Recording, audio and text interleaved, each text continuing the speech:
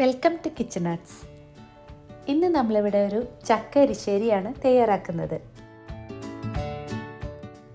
അപ്പോൾ ഈ ചക്ക എരിശ്ശേരി തയ്യാറാക്കുന്നതിനായിട്ട് ഞാനിവിടെ ഒരു പ്രഷർ കുക്കറിലേക്ക് ചക്ക ഇതുപോലെ ഒരു മീഡിയം കഷ്ണങ്ങളായിട്ട് കട്ട് ചെയ്തെടുത്തത് ചേർത്ത് കൊടുക്കുന്നുണ്ട്. 2 കപ്പ് ചക്ക ഇതുപോലെ ചേർത്ത് കൊടുക്കുന്നുണ്ട്.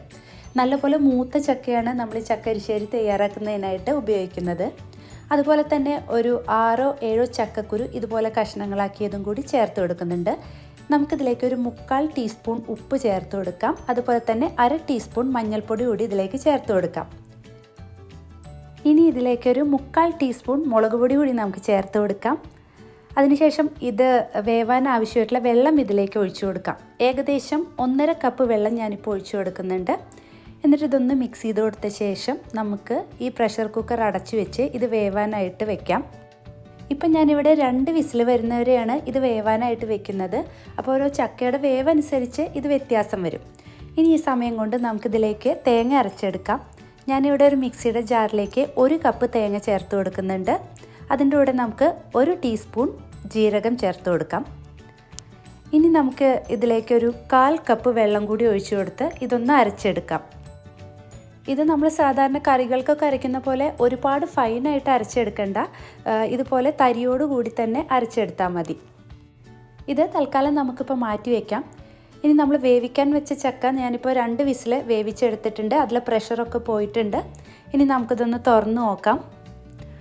ഇതായിപ്പോൾ ഈ ചക്ക നമുക്ക് നല്ലപോലെ വെന്ത് കിട്ടിയിട്ടുണ്ട്. ഇനി നമ്മൾ നേരത്തെ അരച്ച് വെച്ച തേങ്ങ നമുക്കിതിലേക്ക് ചേർത്ത് കൊടുക്കാം. അതിൻ്റെ കൂടെ തന്നെ ഞാനൊരു 1/4 ഗ്ലാസ് വെള്ളം ആ മിക്സിയുടെ ജാറിലേക്ക് ഒഴിച്ചിട്ട് അതും കൂടി ഇതിലേക്ക് ചേർത്ത് കൊടുക്കുന്നുണ്ട്. ഈ സമയത്ത് നമുക്ക് ഈ ഒരു എരിശ്ശേരിയുടെ കൺസിസ്റ്റൻസിക്ക് ആവശ്യമായിട്ടുള്ള വെള്ളം എത്ര വേണ്ടതെന്ന് വെച്ചാൽ നമുക്കിതിലേക്ക് ഒഴിച്ചു കൊടുക്കാം.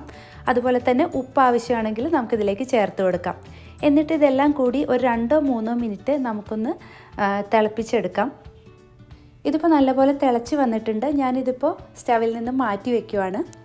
ഇനി അടുത്തതായിട്ട് ഇതിലേക്ക് വറുത്തിടാനായിട്ട് ഒരു പാൻ ചൂടാക്കി അതിലേക്ക് 1 ടേബിൾ സ്പൂൺ വെളിച്ചെണ്ണ ഒഴിച്ചു കൊടുത്തിട്ടുണ്ട്. ഈ വെളിച്ചെണ്ണ നന്നായി ചൂടായി വരുമ്പോൾ നമുക്കതിലേക്ക് 1 ടീസ്പൂൺ കടുക് ചേർത്ത് കൊടുക്കാം.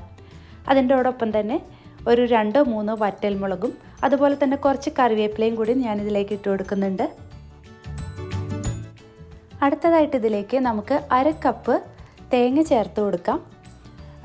ഇനി അത് നല്ലപോലെ ഒരു ഗോൾഡൻ ബ്രൗൺ ആയിട്ട് വരുന്നവരെ ഇതൊന്ന് ഫ്രൈ ചെയ്തെടുക്കണം.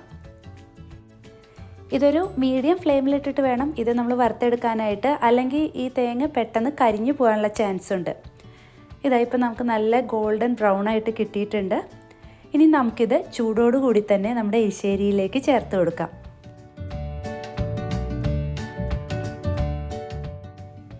എന്നിട്ട് ഇത് നല്ലപോലെ ഒന്ന് മിക്സ് ചെയ്ത് കൊടുത്ത ശേഷം നമുക്കിത് അടച്ചു വയ്ക്കാം. അപ്പോൾ നമ്മുടെ നല്ല സിമ്പിൾ ആൻഡ് ടേസ്റ്റി ആയിട്ടുള്ള നാടൻ ചക്ക എരിശ്ശേരി റെഡി ആയിട്ടുണ്ട്. ഇത് നമുക്ക് ചോറിൻ്റെ കൂടെയൊക്കെ ചൂടോടുകൂടി തന്നെ സെർവ് ചെയ്യാവുന്നതാണ്.